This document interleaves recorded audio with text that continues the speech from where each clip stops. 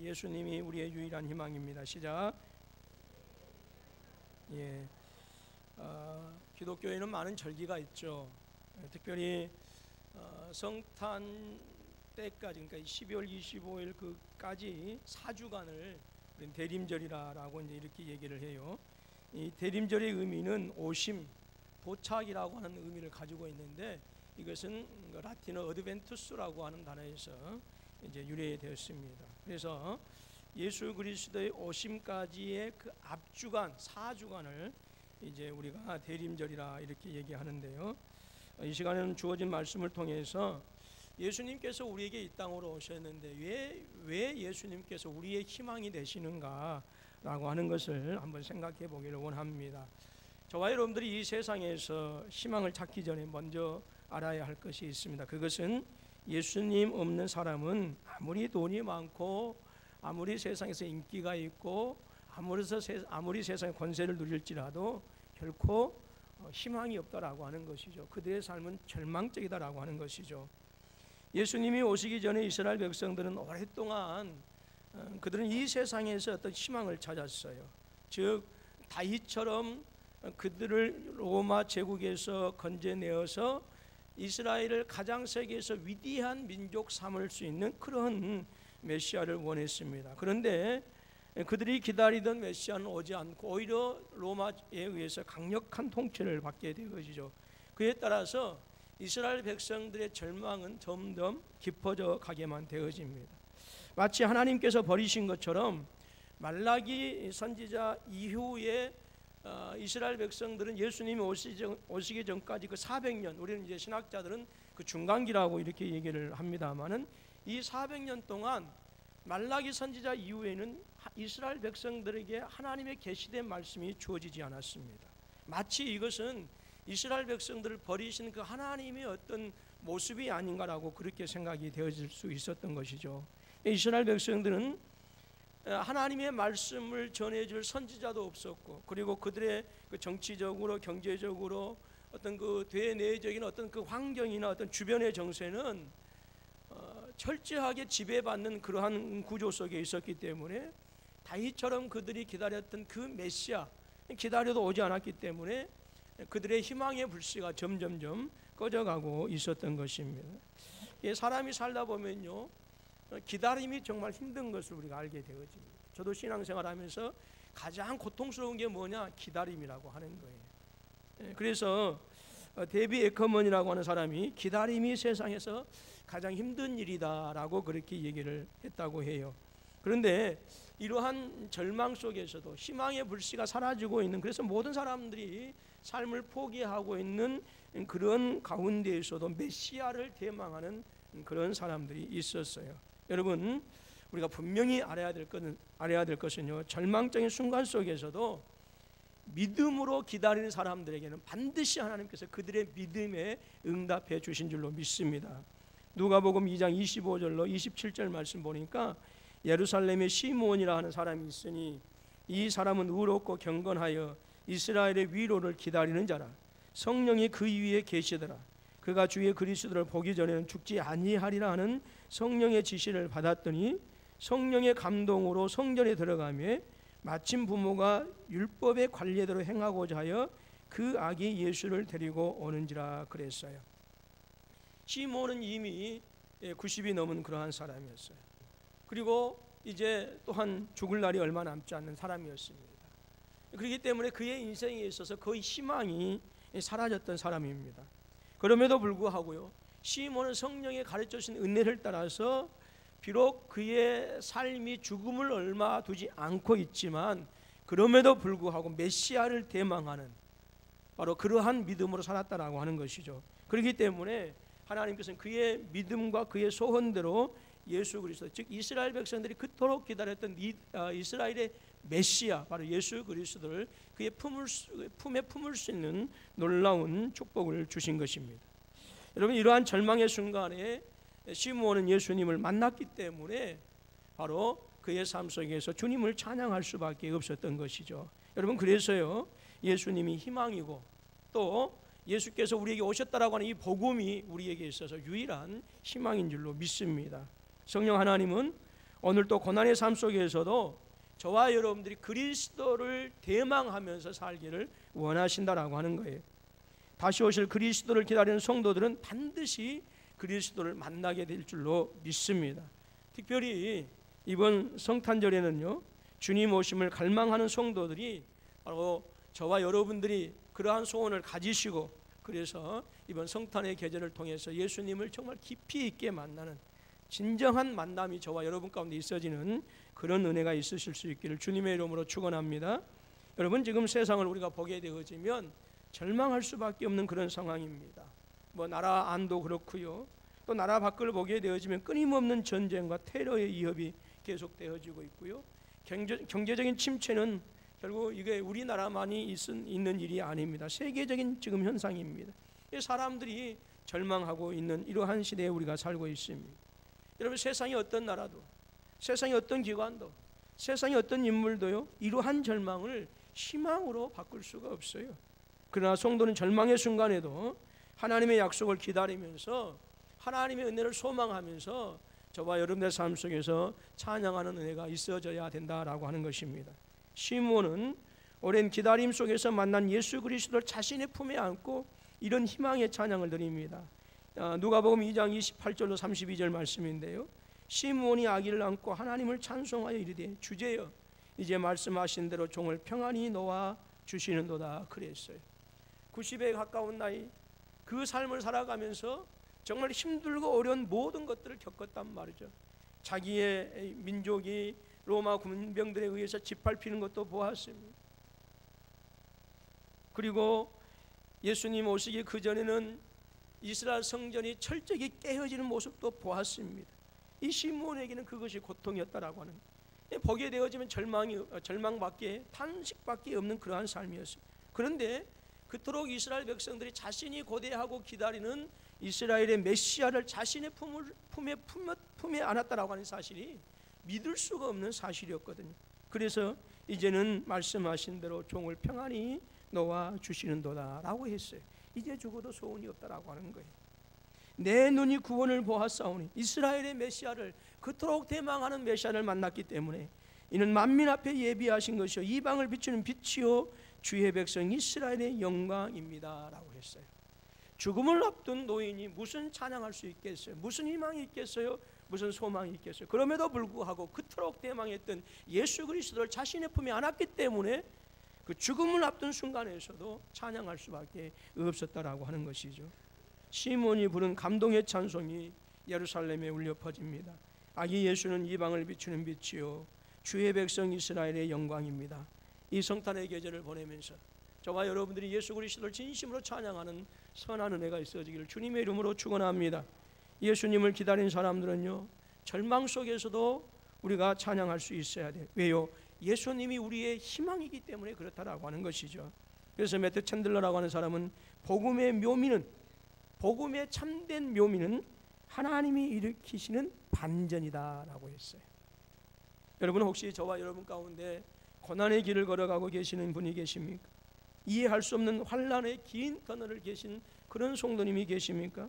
여러분, 그 절망 속에서도 놀랍도록 반전을 일으키시는 그 하나님의 복음, 바로 예수 그리스도를 저와 여러분들이 간절히 소망하실 수 있기를 주님의 이름으로 축원합니다.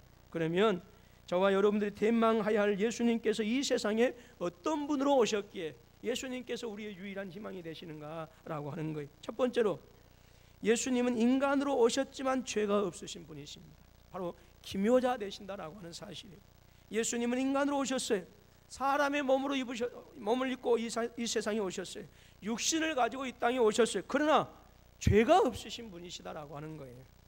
예수님은 동정녀의 몸에서 성령으로 잉태되어 탄생하셨습니다. 여러분, 동정녀로부터 탄생하셨다, 성령에 의해서 잉태되었다라고 하는 것은 무엇을 우리에게 얘기해 주느냐?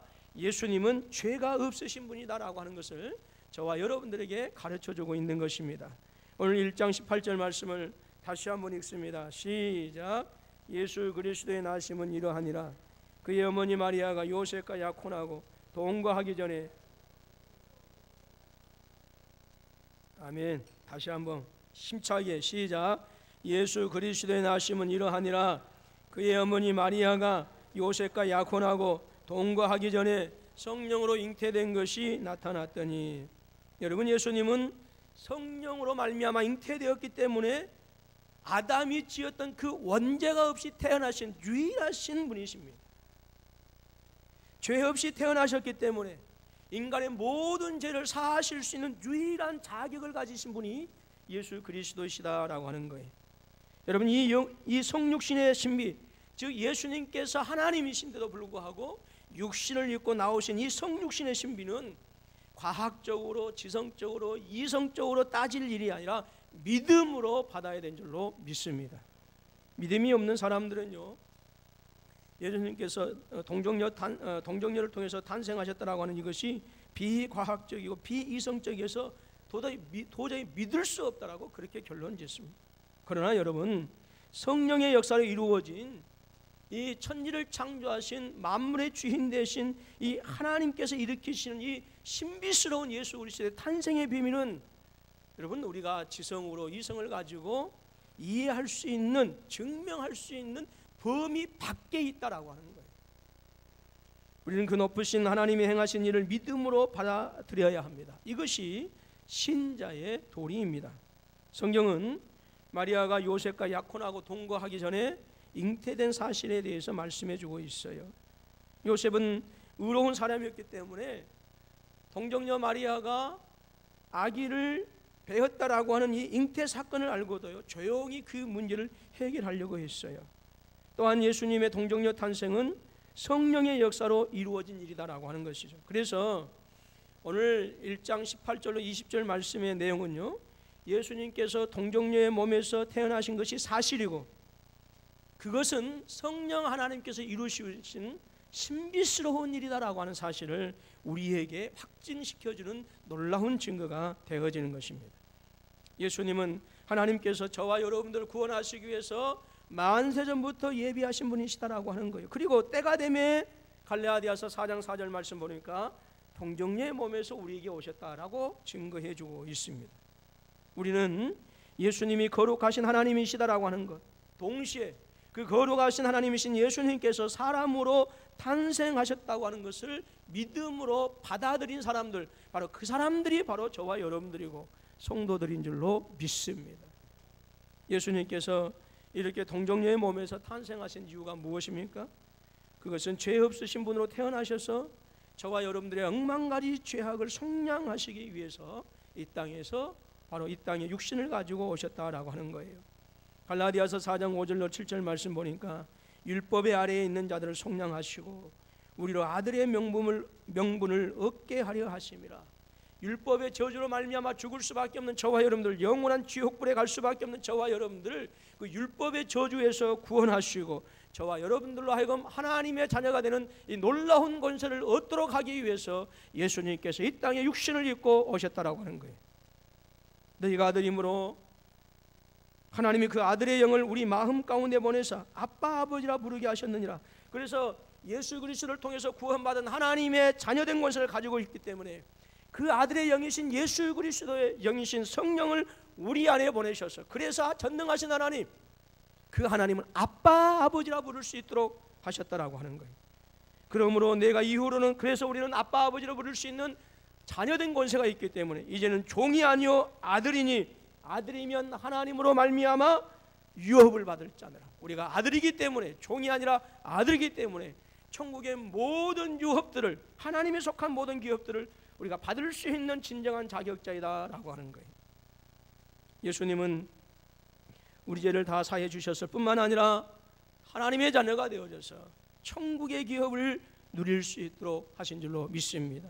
오늘 저와 여러분들이 주님을 만남으로 말미암아서 주님께서 우리에게 누리도록 허락하신 이 천국의 유업이 단순히 죽어서 천국 가는 것만이 아니라, 누리는 것이 아니라 이 땅에서도 누리실 수 있기를 주님의 이름으로 축원합니다. 우리가 기다리는 예수님은 우리가 억만가지 죄악에서 구원받도록 하셨습니다. 그리고 하나님의 자녀된 자로서 권세를 누리게 하셨고 그 하나님의 상속을 우리에게 허락해 주셨어요. 그래서 우리는 시므온의 창가가 우리의 찬송이 되어지도록 이 성탄의 계절을 기쁨으로 보내야 되는 줄로 믿습니다. 더 나아가서 우리는 예수님께서 동정녀 탄생으로 태어나신 기묘자 되심을 찬양해야 되는 거예요. 이사야서 9장 6절 말씀 보니까 이는 한 아기가 우리에게 낳고 한 아들을 우리에게 주신 바 되었는데 그의 어깨는 정사를 메었고 그의 이름은 기묘자라 모사라 전능하신 하나님이라 영존하신 아버지라 평강의 왕이라 할 것임이라 라고 하는 것이죠. 예수님은 저와 여러분들에게 아기로 오셨어요. 그런데 그분은 놀라우신 하나님이시고 바로 너무나도 기이하고 그분의 지혜가 측량할 수 없는, 그분의 사랑이 너무나도 측량할 수 없는 기묘한 이름을 가진 하나님이시다라고 하는 거예요. 그래서 우리는 성탄의 계절, 이 대림절에 예수님의 놀라운 일을 저와 여러분들을 위해서 이 땅에 오시고 저와 여러분들의 모든 죄악을 구원하시고 예수 그리스도로 말미암아 하나님의 모든 유업을 상속받을 수 있게 하신 이 놀라운 은혜를 찬양해야 되는 줄로 믿습니다. 그리고 기묘자이신 예수님께서 우리 교회와 가정과 나라를 능력으로 지키실 것을 믿음으로 대망하실 수 있기를 주님의 이름으로 축원합니다. 두 번째로 우리 예수님께서 희망이 되시는 것은 예수님은 저와 여러분들을 죄에서 구원하셨기 때문이다라고 하는 거예요. 레디트 앤드류스 3세라고 하는 분이 이렇게 얘기했어요. 전적 타락은 인간의 보편적인 상태이고, 이 전적 타락이 무슨 말이냐?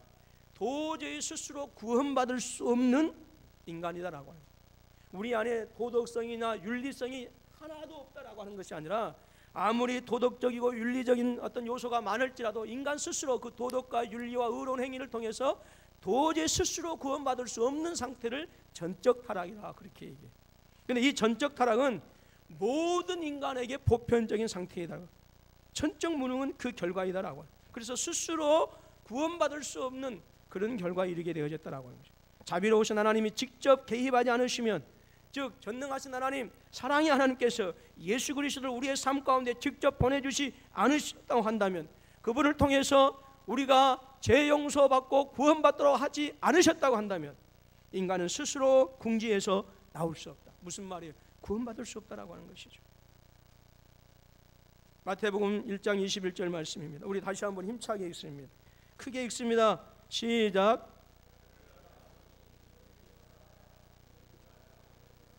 그들의 죄에서 구원할 자이심이라 아니라 그랬어요.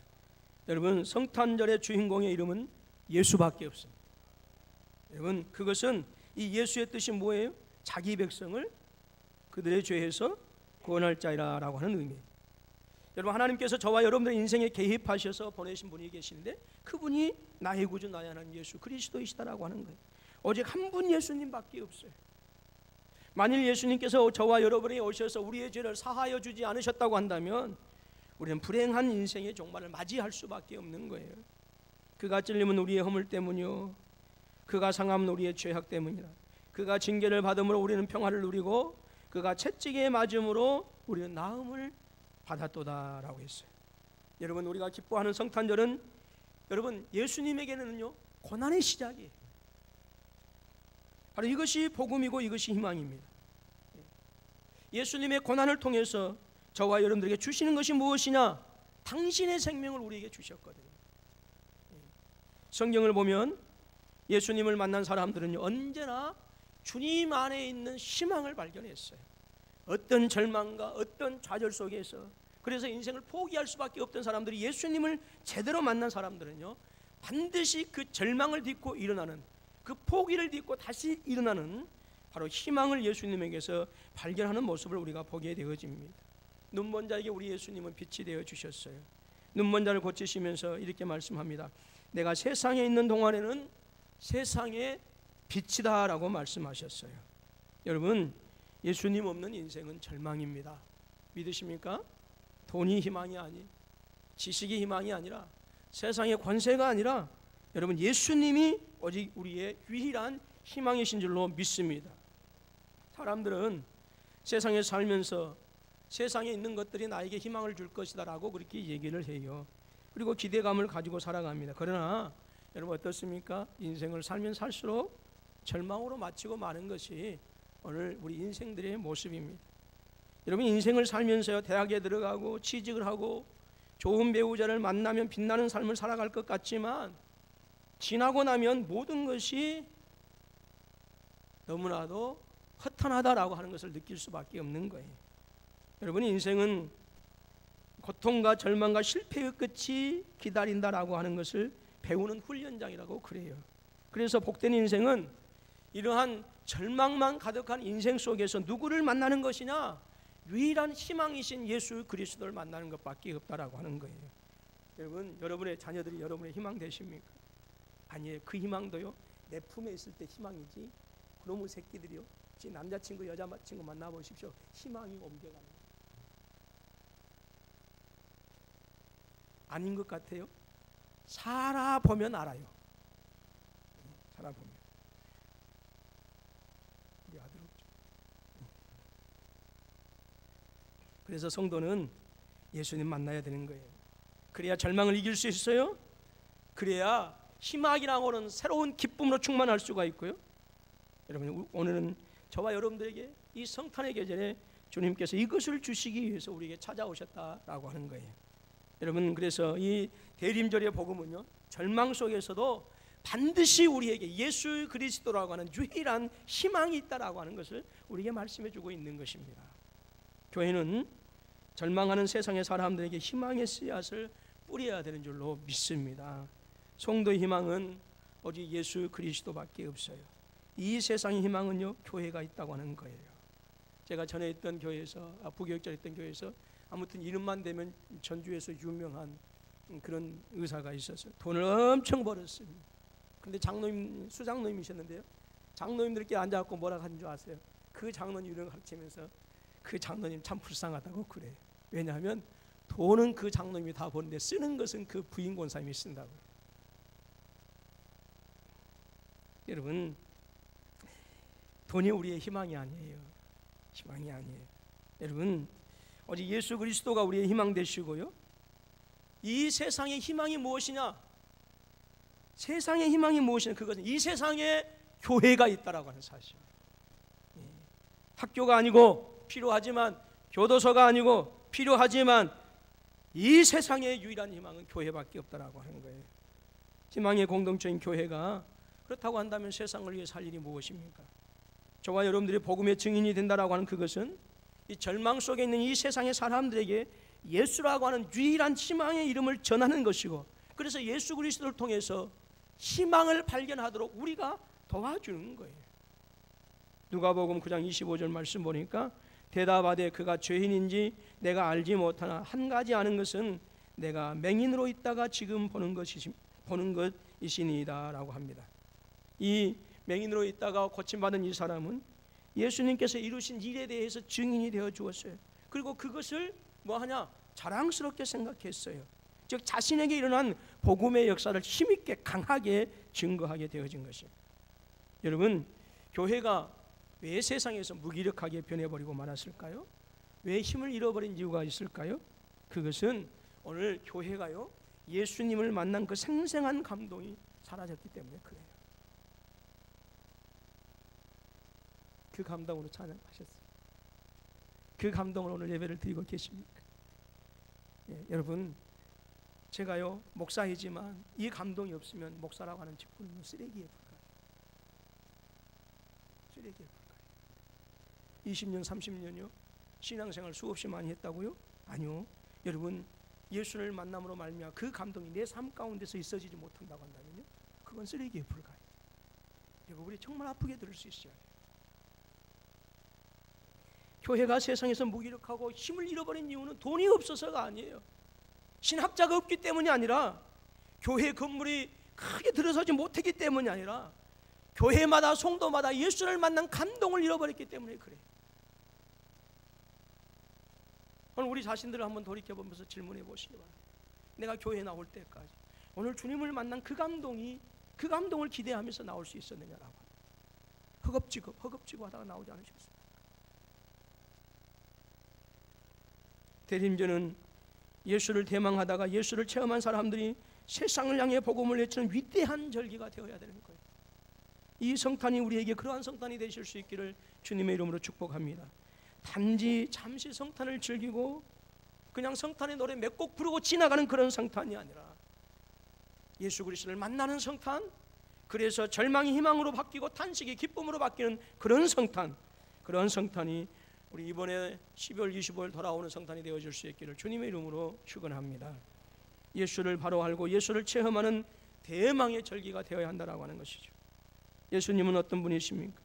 여러분, 예수라고 하는 이름은요, 육신의 부모가 지어준 것이 아니라 아버지 되신 하나님께서 직접 지어준 이름입니다. 하나님이 죄인들을 구원하시기 위한 거룩하고 분명한 목적을 가지고 명하신 이름이 예수이다라고 하는 거예요. 그래서 그 이름 예수를 천사가 전해준 것입니다. 그 이름은 단지 한 인간의 이름을 말하는 것이 아닙니다. 그것은 이 예수라고 하는 이름은 하나님이 저와 여러분들을 너무너무 사랑하신다라고 하는 그 사랑의 확증이고 증거예요. 요한복음 3장 16절 말씀 보니까 하나님이 세상을 이처럼 사랑하사 독생자를 주셨으니 이는 그를 믿는 자마다 멸망하지 않고 영생을 얻게 하려 하심이라 말씀하셨어요. 여러분, 이 성탄의 계절에 이 놀라우신 하나님의 사랑을 절절하게 깨닫는 저와 여러분들이 되시기를 주님의 이름으로 축원합니다. 여러분, 어떤 자식이 효도합니까? 잘생긴 자식이요? 이쁜 자식이요? 돈 있는 자식이요? 대학까지 전부 가르쳐준 자식이요? 아니에요. 부모를 아는, 부모의 사랑을 깨닫는 자식이 돈 없어도 못 배워도 힘들고 어려워도 효도합니다. 우리가 돈 없어서 충성 못하는 거 아니에요. 많이 배우지 못했기 때문에 충성하지 못하는 거 아니에요. 돈 없기 때문에 힘을 잃고 능력을 잃어버린 것이 아니라 주님의 사랑을 깨닫지 못하고 절절하게 체험하지 못했기 때문에 그 사랑의 감동이 내 안에 없는 거예요.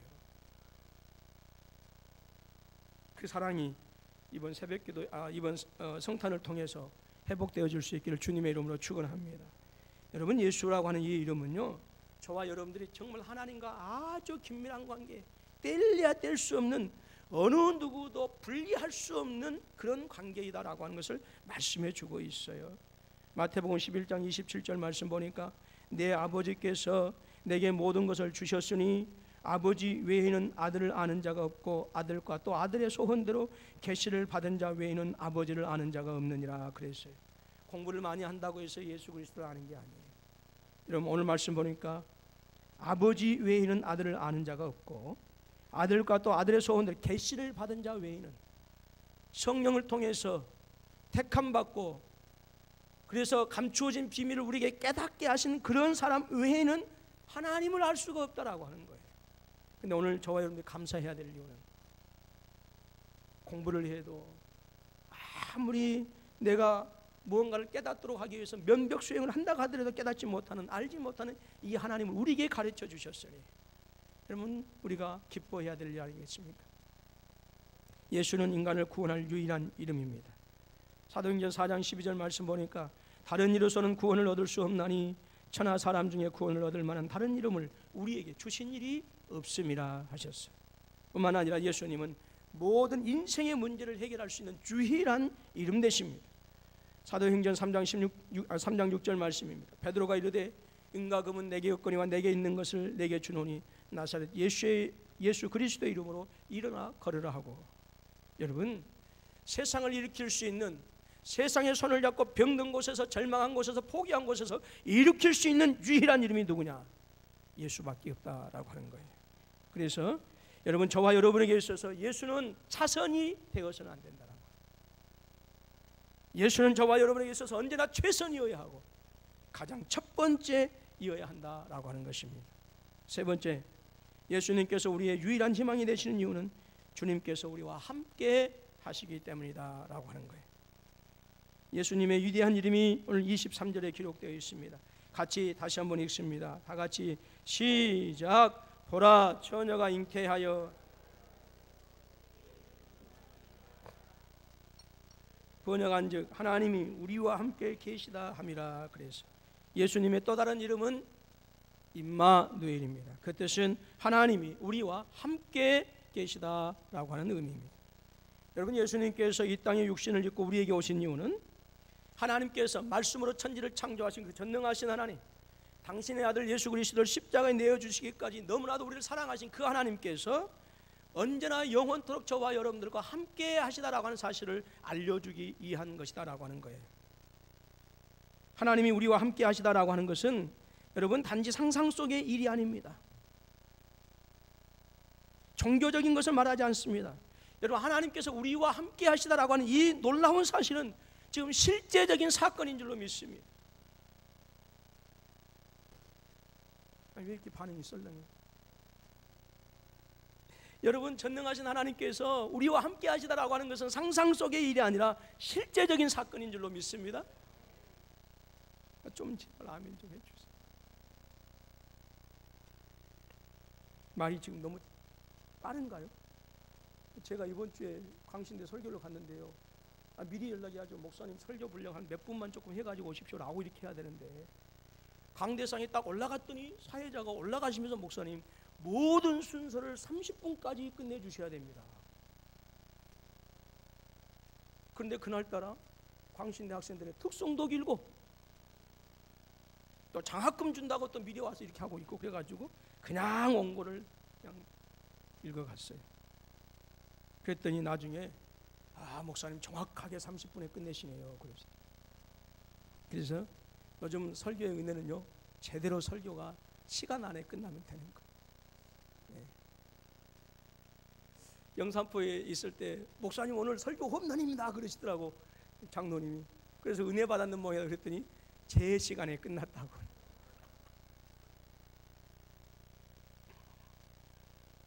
그래서 속으로 생각했어요. 내 평생에 설교에서 홈런 치는 일은 없겠구나. 여러분, 다시 한번 말씀드릴게요. 전능하신 하나님, 우리를 너무너무 사랑하신 그 하나님은 우리와 함께 하시다라고 하는 이것이 상상 속에 일어난 일이 아니다라고 하는 실제적인 사건이다라고 하는 거예요. 여러분, 우리가 믿는 그것이 실제한다라고 말씀합니다. 히브리서 11장 1절로 3절 말씀 보니까 믿음은 바라는 것들의 실상이요 보이지 않는 것들의 증거니 선진들이 이로써 증거를 얻었느니라.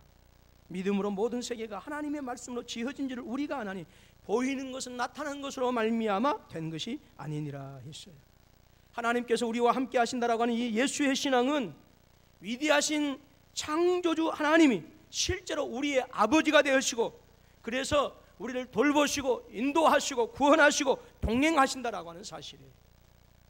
예수님이 육신으로 이 땅에 나타나셨다라고 하는 것은 하나님께서 우리와 함께 하시다라고 하는 분명한 증거입니다.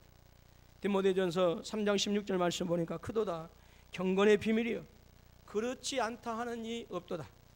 그는 육신으로 나타나신 바 되었고 영으로 의롭다 하심을 받으시고 천사들에게 보이시고 만국에 전파되시고 세상에서 믿음 받으시고 영광 가운데 올려지셨느니라 했습니다.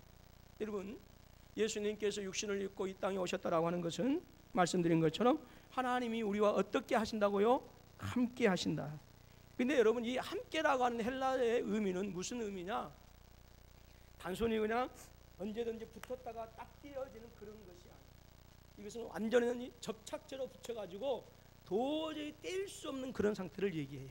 함께라고 하는 말은 못을 박아가지고 완전히 어떤 대상에 그냥 딱 결합을 시켰다라고 하는 것을 얘기해요. 그러니까 여러분, 어떤 상황에서도 우리는 결코 하나님의 사랑에서 끊을 수 없다라고 하는 것이죠. 여러분, 예수님이 이 땅에 오셔서 우리와 함께 하실 뿐만 아니라 하나님께서 우리들의 아버지이시다라고 하는 것을 우리에게 말씀해 주십니다. 자, 전후좌우 돌아보시면서 하나님은 우리의 아버지 되십니다. 시작. 로마서 5장 8절 말씀 보니까 우리가 아직 죄인 되었을 때 그리스도께서 우리를 위하여 죽으심으로 하나님께서 우리에 대한 자기의 사랑을 확증하셨느니라 하셨어요. 여러분, 예수님께서 이 땅에 오신 것은 하나님의 사랑에서 저와 여러분들 끊을 수 없다라고 하는 사실을 말씀해 주고 있어요. 로마서 8장 39절의 말씀입니다. 높음이나 깊음이나 다른 어떤 피조물이라도 우리를 우리 주 그리스도 예수 안에 있는 하나님의 사랑에서 끊을 수 없다. 그래서 우리는 이 땅에 오신 이 예수님의 놀라운 은혜에 대해서요 찬송할 수밖에 없는 거예요. 하나님의 아들 예수님이 우리를 위해서 이 낮고 낮은 이 자리에 탄생하셨다라고 하는 이 사실에 대해서 여러분, 우리에게는 감격할 수밖에 없는 것이죠. 빌립보서 2장 6절로 8절 말씀합니다. 그런 근본 하나님의 본체시나. 이게 무슨 말씀? 예수님은 원래 하나님이시다라고 하는. 그런데 하나님과 동등됨을 취할 것으로 여기지 아니하시고 하나님과 똑같이 영광 받을 것을 마다하시고 오히려 자기를 비워서 즉 영광의 보좌에서 영광의 보좌를 버리시고 종의 형체를 가지사, 그래서 뭐해요? 사람들과 같이 되셨고 육신의 몸을 입으시고 이 땅에 오셨다라고 하는 거예요. 사람의 모양으로 나타나 자기를 낮추시고 죽기까지 복종하셨으니 어디에 죽으셨어요? 십자가에 죽으십니다. 여러분, 저와 여러분들은 이 놀라운 은혜를 받았어요. 저와 여러분들은요, 이 놀라운 사랑을 받았어요. 그래서 우리가 비록 조금은 스스로 낮고 천하게 여겨진다 할지라도요, 하나님에게 있어서 여러분들은 절대적인 존재가 되어지는 것은요, 예수님께서 당신의 영광을 다 버리시고 이 땅에 오셔서 저와 여러분들을 구원하시기 위해서 십자가에 죽기까지 복종하신 사람들이 바로 저와 여러분들이라고 하는 거예요. 그렇기 때문에 우리가 주님의 은혜를 생각하면 감격할 수밖에 없는 것이죠. 예수님이 이 땅에 종의 형체를 가지사 사람들과 같이 되셨다라고 하는 말씀은 정말 저와 여러분들이 하나님과 너무너무 긴밀한 관계에 있다, 도저히 뗄래야 뗄 수 없는 그런 관계이시다라고 하는 거예요. 절망 중에 있을 때 멀리서만 지켜보고 계시는 분이 아닙니다. 그 고통과 아픔과 좌절을 동일하게 느끼시고 체휼하시는 분이 바로 우리 예수님이십니다. 히브리서 4장 14절로 15절 말씀 보니까 그러므로 우리에게 큰 대제사장이 계시다. 승천하신 이 곧 하나님의 아들 예수시라. 우리가 믿는 도리를 굳게 잡을지어다. 우리에게 있는 대제사장이 예수님을 말씀합니다. 우리의 연약함을 동정하지 못하실 리가 아니요, 즉 우리의 좌절과 우리의 아픔에 대해서 주님께서 직접 느끼시고 체험하신다라고 하는, 겪으신다라고 하는 거예요. 모든 일에 우리가 똑같이 시험을 받으신 일에도 죄는 없으시니라. 예수님께서 만약에 하늘에만 계셨다고 한다면 우리 인간의 아픔에 대해서, 슬픔에 대해서 모르셨다라고. 그래서 신은 눈물을 흘릴 수 없다라고 그렇게. 왜요? 인간의 아픔을 모르기 때문에. 그런데 우리 예수님은 우리의 겪은 모든 아픔을 직접 당하셨어요. 그래서 우리의 아픔과 우리의 슬픔과 우리의 연약함을 너무나도 잘 아셔요. 왜? 그분이 직접 그 일을 당하셨거든요. 하나님과의 온수된 관계를 화목하게 만들어주신 예수님이 우리와 함께 하시기 때문에 저와 여러분들은 하나님께 주저함 없이 나가야 되는 줄로 믿습니다. 베들레헴 말구에 탄생하셔서 우리에게 오신 예수님은 우리에게 오신 예수님에게 지금 당장 나가지 못할 이유가 하나도 없다라고 하는 거예요. 우리가 예수님께 나아갈 수 있는 모든 장애물들을 예수님께서 다 제거해 주셨어요. 여러분만이 가지고 있는 그 악한 죄까지도 우리 예수님께 나오면 다 제거해 주시고, 그 죄 때문에 우리를 만나주지 않으신 것이 아니라 당신이 직접 십자가에서 그 죄를 용서하셨기 때문에 우리가 주님께 나아가면 그 죄로 말미암아 상실되어진, 그 죄로 말미암아 실패한 우리의 모습을 깨어내시고 우리를 다시 회복시켜 주신 줄로 믿습니다. 여러분, 우리들의 환경이 힘들고 고난과 역경이 있어도 예수님을 만나지 못할 이유가 없습니다. 그러므로 믿음의 담력을 가지고 하나님 보좌 앞에 나가실 수 있기를 주님의 이름으로 축원합니다. 특별히 일주일 동안 새벽 예배 때 나오시기 바랍니다. 제 아내가 그런 얘기를 하더라고요. 새벽 예배 별로 안 나오네. 그랬더니 목사님이 그렇게 강조 안 했잖아요. 일주일 동안 강조합니다. 새벽 예배 좋은 말로 할 때 나오세요. 아니, 왜 헌금위원들은 아멘이 없으세요? 여러분, 일주일 동안 힘내시기 바랍니다. 저도요 힘들어요. 저도 어제 새벽에는 코피가 툭 하고 터지더라고요. 그래서 제가 얘기했잖아요. 특별 새벽 기도에는 특별히 힘들다고. 내 어깨가요 쑤시고요, 저도요 그냥 엄청나게 좀 막 통증이 와요. 그런데 제가 성도들은 어떨까라는 그런 생각을 저도 가졌습니다. 여러분들 힘들고 혹시 촛불 집회 참석하신 분 계세요? 예. 촛불 집회 참석하시고 오늘 새벽 예배 못 나오신 분 계세요? 또 그런 분 안 계시기를 바랍니다. 예. 여러분, 환경이 아무리 힘들고 어려워도 고난과 역경이 있어도 우리가 예수님께 나아가지 못할 이유가 하나도 없어요. 왜요? 다 제거해 주셨기 때문에 그래요.